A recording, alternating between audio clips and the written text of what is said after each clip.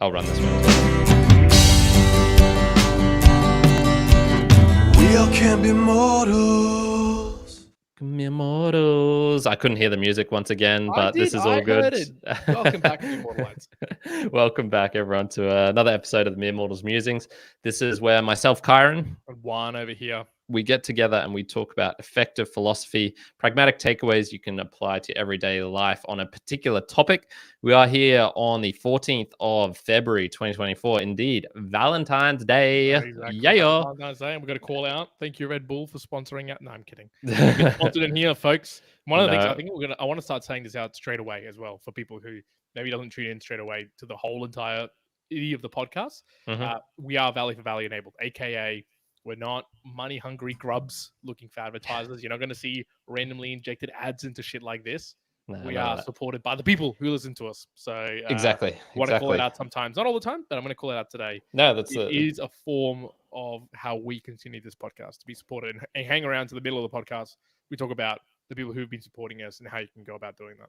And why it's important that we remain neutral and ad free and unbiased and unsponsored as well.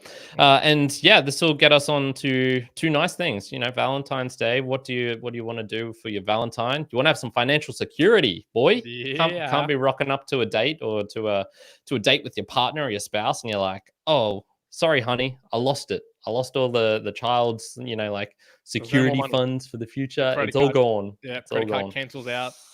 Can't have any of that. Have you ever had a card reject at all? Reject. I mean, like for insufficient funds, where I've just like accidentally gone lower than I thought I had on there. So I have done that, but I've never done that. I've never ever done that. Yeah, nice. But I think it's because I'm a Nazi when it comes to money and what I see sometimes on the card and be like, oh my god, I'm the type of person. I feel like it's the same thing with fuel, with petrol. If you're someone who lets your fuel get all the way down to the yellow, the light, the engine light coming out, dude, I'm never a person who lets the engine light coming out. No way. Like quarter, it's like a quarter full. That's it. Like this is emergency. We need to go fill this up. No, man. I think it's similarly with accounts for me. All right, well, we'll have to, man, that's a whole topic worth of discussing right there with that one. So I'll talk about this. So this was my topic. I wanted to break it up into two. So if you saw a couple of weeks ago, we did cybersecurity. And this was the original topic that I had in mind, but I realized that the financial had a different aspect to it. And so, we split it up into cybersecurity, and then this is going to be the financial one.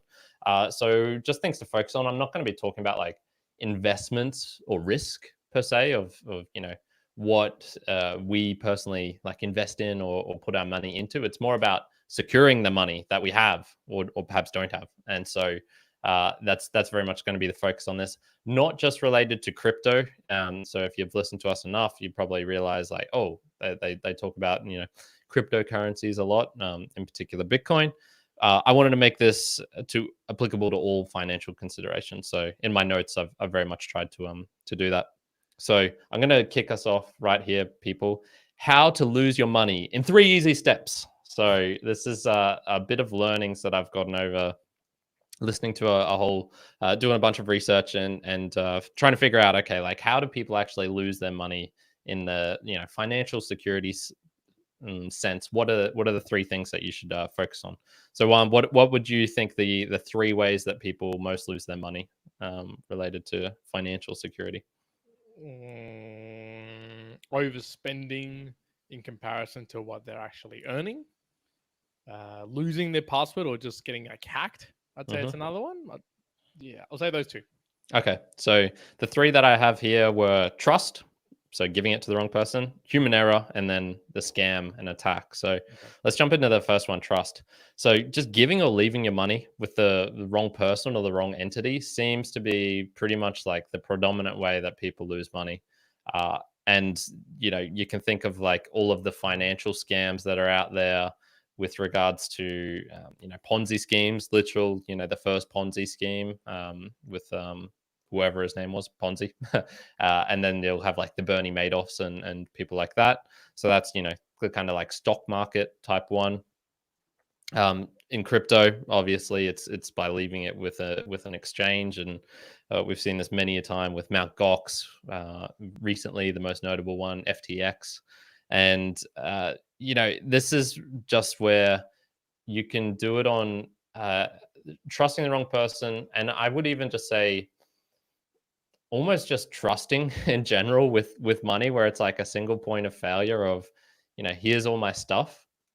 I think is pretty risky. So I've got a little story here, and this was related to some of my dad's friends, and there was a guy. They had this kind of like friendship group, and this was like his casino friends. So they would meet up in the casino, and they're all good friends. And then after a couple of years, this one guy came up to him, and he was like, kind of took him aside, and he's like, like, Ted, just gotta, like, there's a bit of embarrassing. I got to tell you, like, I'm a little bit hard to strap for cash. Like, you reckon you could just like let me borrow a little bit of money? And so and I think it was really small at the start. It's like, $30, $50 or something.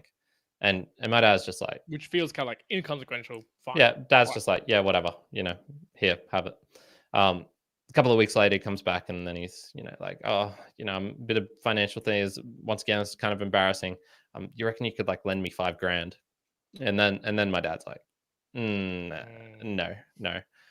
What ended up happening was this dude basically, and he's a gambler, so there's the context already, like, they're in a gambling type situation. From other members of this group, he had borrowed like $200,000 from them and lost that $200,000.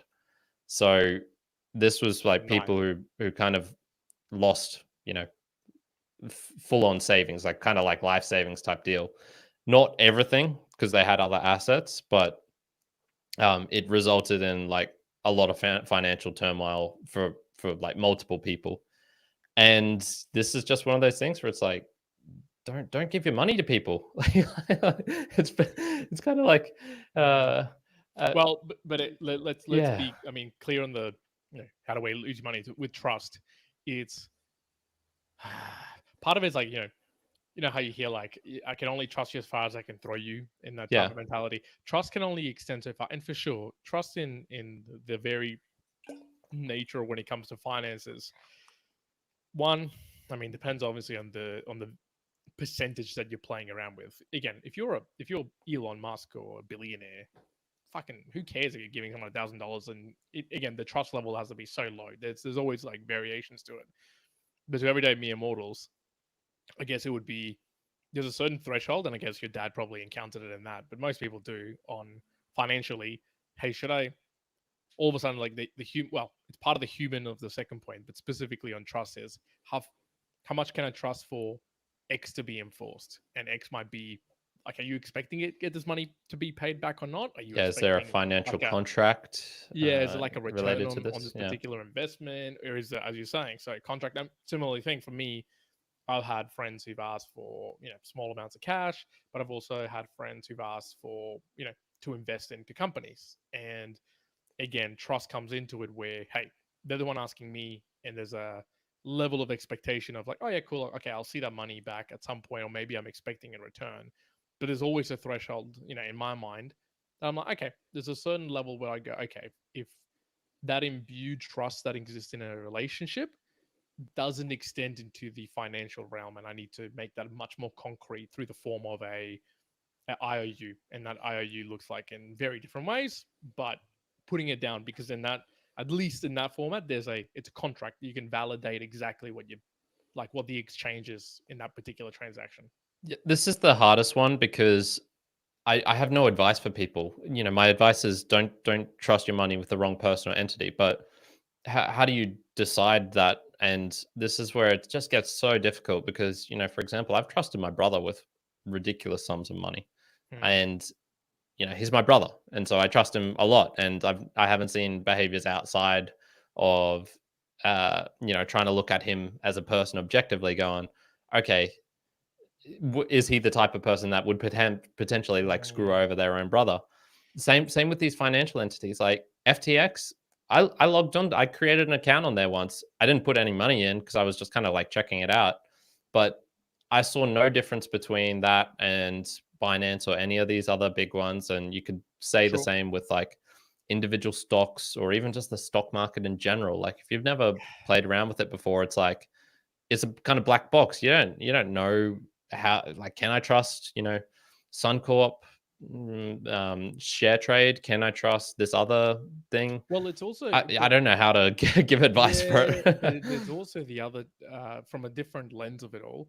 You sometimes hear, in fact, it's obviously must happen enough times because you hear these stories every now and again where it's the dad who looks after their champion tennis daughter and he manages all of their money, and then they find out that he was actually, pulling heaps of their money away from her or something to that regard, Yeah, right? or So making again, risky investments, and yeah, so that they again, didn't know about. that Yeah, trust aspect of it is, there's family members, which I'm sure you have this gigantic trust, but all of a sudden, financially, maybe big numbers come to play, and someone gets sold out for that particular perspective. I was actually, it's hard as mere mortals, right? We're talking effective philosophy.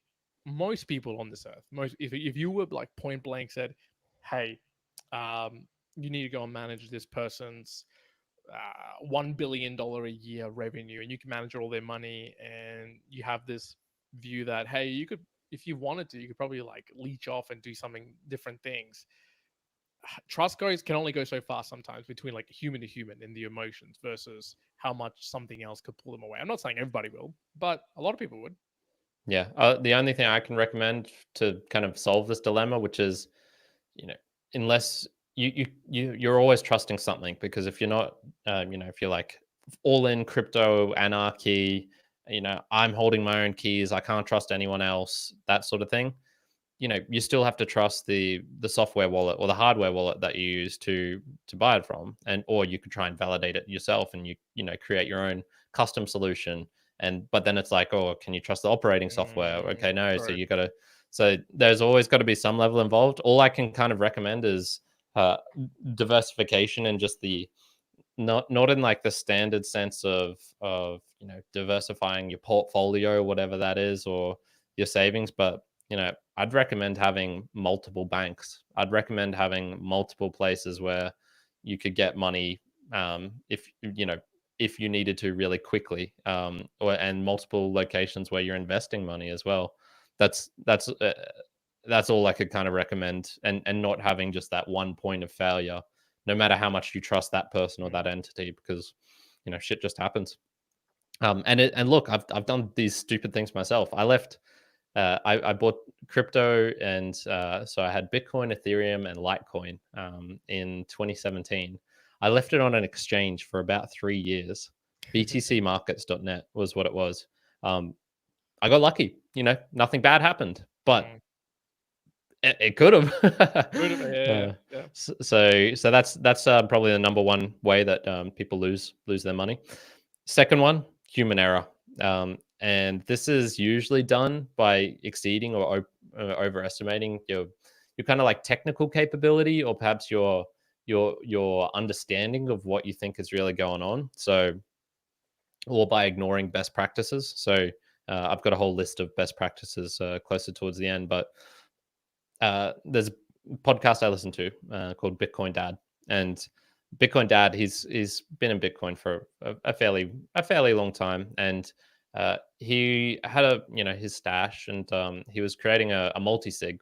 And here's something that and so a multi-sig is basically a multi-signature wallet where you can have like 2 of 5 or 3 of 5, where you only need to have 3 of 5 keys to be able to access the funds. And so this is typically where you'll give a key to your dad, a key to Juan, a key to the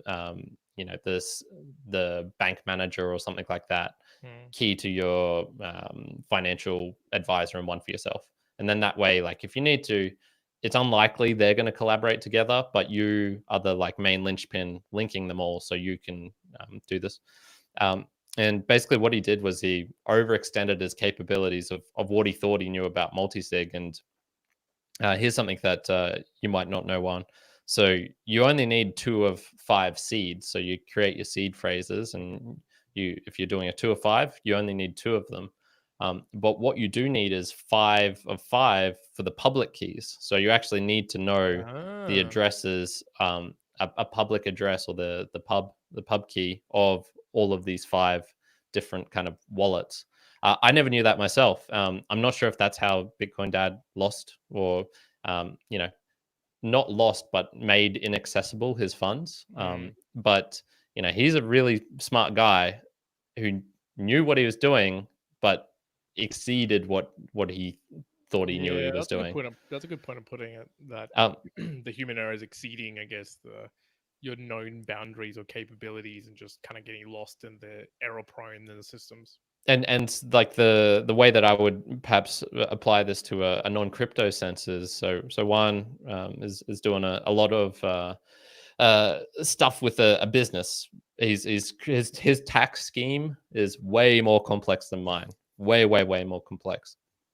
And this is where I could imagine someone like Juan, or someone who's got multiple different income streams. They're all coming together. It's like, all right, I'm gonna use this to offset this. I'm gonna put this here. And when you've just got like so much going on, I can imagine you like over exceed what you think you're doing, and like you get hit with like a massive tax thing that you didn't know about, or you do something illegal without even knowing it, and put funds at risk, which you thought are like locked away and safe, and you're just kind of like unaware of what's actually possible.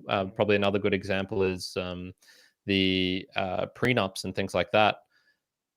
From what I'm aware, like I just don't think those things are as rock solid as you might think they are. And so if you're in a prenuptial agreement with your spouse, or even with your like de facto, another good one, like you can be in a de facto relationship and not even realize it, and then it's like, oh shit, like this person can have this person can like have half of my stuff if they want. I think like if you actually look into it, and I mean, look, I guess that might be a human error because it's your mistake or judgment of like what the realities is of the legal system or taxation system. But I was going to say, I like the way you said it for human error on that second point of it's when a human exceeds, immortal exceeds the boundary of what's safely in control, I guess. And you get into the aspect of, oh yeah, there's enough chaos happening that you just can't control it effectively enough. And there's going to be the percentage of something, an error happening due to you just being a human is so large. To give you an example, and again, how do you try and avoid these things? Or that, you're saying 3 ways to lose your financial security. Again, the inverse of, okay, well, human error, as you were mentioning, yes, I do have, this, my taxation setup is going to be much more complex than Karen's. And so I went, hey, there's no way I can try and do this by paper or by mind or even Excel spreadsheet, right? No, I'm going to invest the money into systems or machines that is going to do a lot of this setup and summarization for me. Because if I left it to my own human demise, it is going to be a demise. It's going to be complete chaos. End of year, I'm going to forget a million things. And yeah, people get into trouble. And it won't even be because you're trying to. It'll just be, damn, and then you've got to pay extra, etc. So, broad aspect. There's so many things you can talk about from a financial perspective, and lots of, assets of variability to it. But yeah, as long as you don't overexert your human capability into the land of higher probability of error and risk, and impact to, I guess, your financial positions, the better. The better. And the simpler, I mean, I like the way you put it. The simpler it can be. This would be broader. You're gonna reduce your human error if you just keep it as simple as possible. Yeah. Keep it simple, stupid, and do best practices. That's the whole point of having checklists for pilots and things like that, is to reduce human error of, oh yeah, I put the flaps down, that's fine. Oh yeah, the wheels are up, it's all good, that those sorts of things, because the human mind is not so great for memory. I'll talk more about that later as well. And the last one here is scam and attack. So this is kind of like the scariest, but also the least likely. I'm sure we've all received emails about dodgy links of click on this thing, or these are the photos that I talked about, or text messages about uncollected post, or the daily. I get them. I reckon 3 times a week. I get the post ones. Yeah. How about or the road tolls? You haven't paid your road toll. That's one I've gotten a fair bit. The prevention, I think, against this sort of stuff is to just not have large funds easily available, or uh, yeah, just it's kind of like linking to the human error, because the scam and attack, it's very rare that they'll do it like through a technical means of you know, hacking into your hacking into your computer using like the, cypherpunk sort of ridiculous scamware stuff. Like, no, it's usually done through like a sim attack, you clicking on a dodgy link, you intentionally doing something, but you're just not realizing what's actually going on behind the surface. Like, you're sending the money away, and it's like, oh, this seems like a good idea, and then it's actually not. um so, for example, when I go to meetups, and especially when I go to Bitcoin meetups in Brazil, Hmm. there is going to be no way that I can physically send money anywhere. It would require a huge amount of like days of that basically have to kidnap me is and try and like ransom me is essentially what they would have to do. And that's super intentional on my part, because I'm going to a place where it's kind of like uh the risk is perhaps higher than just walking everywhere on the street. Although it's Brazil, so I have heard walking on the street in Brazil in certain places it's pretty risky. And yeah, just the scam and attack. It's worthwhile thinking about, but much more worthwhile thinking about the two above it. Do you know anyone who's been like scammed out of a large amount of money, or like attacked out of Well, and this was okay. So this partners up, and I mentioned this to Karen a little bit earlier in the week that I had a story in relation to that. Actually, I got reached out. I'm gonna keep. I'll keep I his name. stole someone's money just for the Like podcast. I'll keep his name away from it. But I did an interview with someone very at the early heady days of the mere mortals. So it's in the Okay. first 10 or 20 of our interviews, I believe. Now, this individual reached out to me and they said, hey, look, just reaching out to like a variety of people. He runs a business and he was saying, hey, we basically got absolutely like hacked, completely hacked. I don't know exactly what they might have done to his website or anything in the back end, but basically like destroyed their ability to be found through Google. And like, for however they did it, get rid of that. So he asked me, hey, can you do a particular few things to help me out in terms of when we did the conversation, just to help elevate the company name and get it out there? And I was like, okay, cool, I'll do that. But at least that there's a direct example where I'm like, oh, I don't know if it was social hacking or some sort of other hacking ability to try to get into it, or what they actually did. But it's not super uncommon. So, I mean, at least that's been a really, really recent one. And I have heard in the past other profiles or people that I've sort of followed on social media to also get hacked. And I mean, that's probably even more of a common cause. But I say those because I think from financial security, some of the people, whether it's company or their profile, is what makes them the money, right? Whether they've got a large following or it's the company that helps them just live day to day. Okay, from a hacking perspective, if that if that impacts you, then you got to build better proof systems. And what that might look like, I don't know. You could have two websites running parallel, something, I don't know, whatever it may be, to try and almost semi protect yourself from hacking. But we talked about this in the previous conversation where, in security in general, you can do tons of things, but you waste more energy or money in trying to protect yourself from some of these things. So I would still say bang for your buck, trust and human error is probably going to, at least from an individual or most people, that's where you're going to have your best bang for your buck in protecting yourself rather than the scam or the hack, because in general, you're probably going to avoid it. And if you are unfortunate that you hit with it, it's almost have some ways to deal with it, but don't build up such walls that you need to do it unless you got some ridiculous asset portfolio or whatever else, and then we're not talking to you. Yeah. I think like my recommendation is just don't have large amounts of funds readily available. They're generally best if it's like it will take a while. The wrench attack, when it's referring to like Bitcoin and things like that, which is like, you Mm. can secure your seeds however the hell you want, but like if some dude comes into your house with a wrench and threatens your family or something, like you're going to give them over. Mm. So when it comes to these sorts of things, it's generally better to if it's large amounts of funds and things like that, just make it so that it is hard to move, and intentionally so.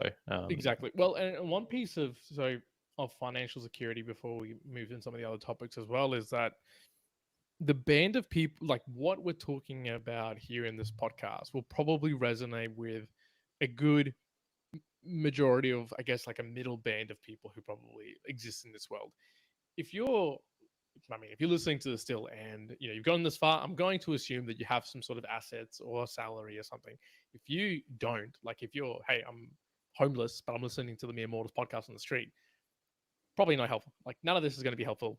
Human error, trust, whatever. It's like I've only got a wallet, Karen. What can I do? Okay, cool. That's what you can do. But it's also, I think it's an erroneous path, which I've sometimes fallen down the hole of asking some people who are just ludicrously higher levels in the mere mortal scale of like wealth, right? Yeah. People who are like we've said it between us, potentially billionaires type of deal that we've met and having conversations with.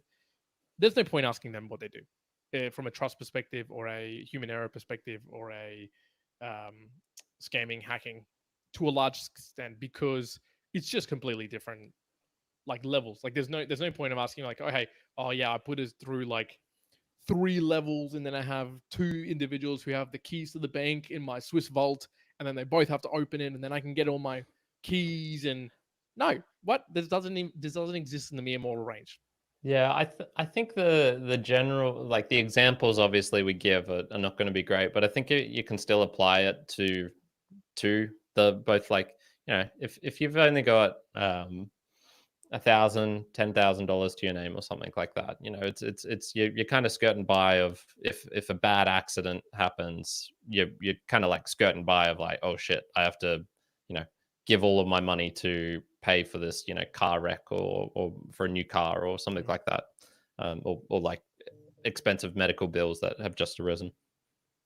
I think the same mentality would apply if it's like, okay, if you've got 500 of your 1,000 and it's in cash or something, like don't have your wallet, like don't trust that wallet with people, secure that money somehow in a way where it is perhaps not easily accessible, and the amounts can be 500 or it could be 5 million, but I think like the same, you can use still the same mentality of just looking out for what are the potential ways that you can get lose that financial security, and that kind of gets onto the next point that I had, which was the mindset of securing funds and things like this. So this is where I'm relying a lot on Andreas Antonopoulos, who is for those who don't know, he's probably like the person I've learned the most about Bitcoin from in particular. He's, I suppose, like he worked in cyber, I think informational security, and that kind of like lends itself to financial security as well. And he was real into Bitcoin from, there's like videos of him in 2011 giving speeches to like an empty room, that sort of deal. And I find him just a lot of the points that I got above, or like the main points I got from him and just from other resources. And he says like there's no one magic technique that will make something secure. So if you're talking about the mindset, you can't come into it's like, all right, okay, how am I going to make myself secure from trusting the wrong person or human error? There's no like just one thing that is going to be like, tick, that's done, I never have to worry about it again. It's all about balance and probabilities. And it's funny because he does these Q&As where people are like, okay, Andreas, but what if I do this? And then they'll list out like this, complex scheme, or just stating like straight up, like software wallets are terrible. Like everyone should have a hardware wallet or something like this. And he's like, well, no, you gotta balance it. Like you gotta have like the balance of the tools. So it's whether it's a hardware wallet or it's a computer or it's your phone, or if you're using 2-factor authentication. you got to consider those. What tools do you have available, and and which of these in your particular circumstance will be good or not. There's the people. So you have to trust some people. So is it better to trust your friend who works in a bank and knows a lot about like security deposits and stock markets and things like that? Is it better to trust their advice, or is it better to trust the advice of like your drunk, gambling, alcoholic uncle? It's maybe the friend. So even though you've known the uncle longer, maybe the friend is the one who you should be leaning towards. And then the process of will accessing your funds, is it like a reproducible, consistent, predictable process where you'll get the results that you want to get, i.e. this is where it's good to do testing of things. So sending money in and out of accounts, and this can be like bank accounts, or for example, one of the first times I ever used is a Pay ID. I'd never really used Pay ID before, and one of the first times I had to do it was actually for this laptop here, where one of the drivers, like one of the RAMs, screwed up, and I'm like, I don't know what I'm doing here. Some guy came and like took it back to his place, brought it back, and then he was just asking to do like Pay ID, and I was like, oh, I don't even know what this thing is. Like, what do I do with this? Now, thankfully, it was like $150 fix or something, so it was like, okay, well, I'm just going to trust him. Like, put his name in, what's his name at whatever, $150, send it. My phone did something, so I'm like, okay, I assume this is all right, and he seemed happy with that. If he was asking for like 1,500 or 15,000, I would not have been comfortable doing that, because it's and you might like laugh at this, and it's just like, Kyron, it's Pay ID. You would have been one of those people who was scared about using there's a great commercial of, I think it's Burger King, where it's showing people using ATMs for the first time, and they're like asking the customers about their experience of what do you think of using a credit card to use like an ATM, like electronically, and they're like, it's just so dangerous, like anyone could get it, this is never going to work out. Of course, 10 years later, it's just the standard de facto. So, but when you're unsure about these things, like, I think it's worthwhile having a bit of like the mindset of thinking like, oh, I'm not sure if I'm not totally sure about this. I should maybe test this out. I should maybe, value the risks and things like this. Another one, which is much like effective philosophy, security has a kind of like practical element to it. So I'll ask you this question, Juan. Why is a 12-word seed phrase more secure than a 24-word seed phrase? Why is a 12-word seed phrase more secure than a 24 seed phrase? Yeah. So basically, probably because it's more likely for people to misplace 24 seeds than 12 seeds. Essentially, yeah. You get, so even though cryptographically, mathematically you get it to be better. Yes. By the other lens, you're actually more prone to not get 24 correct.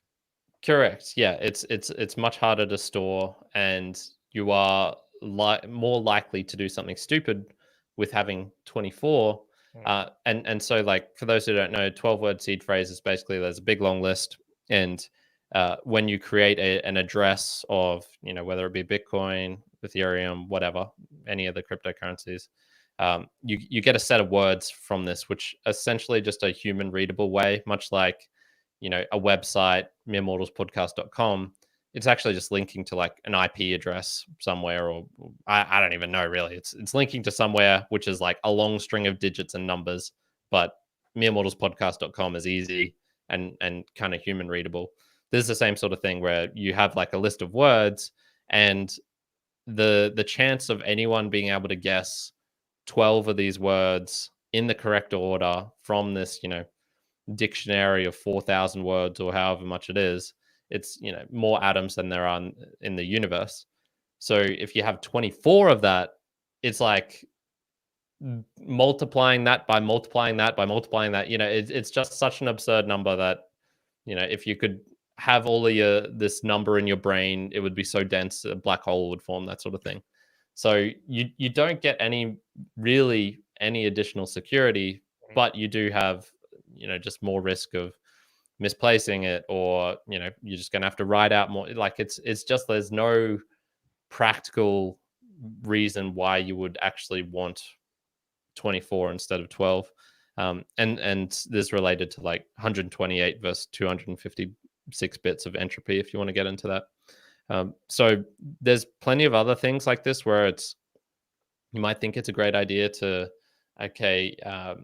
national treasure style, I'm going to secure my funds by, having gold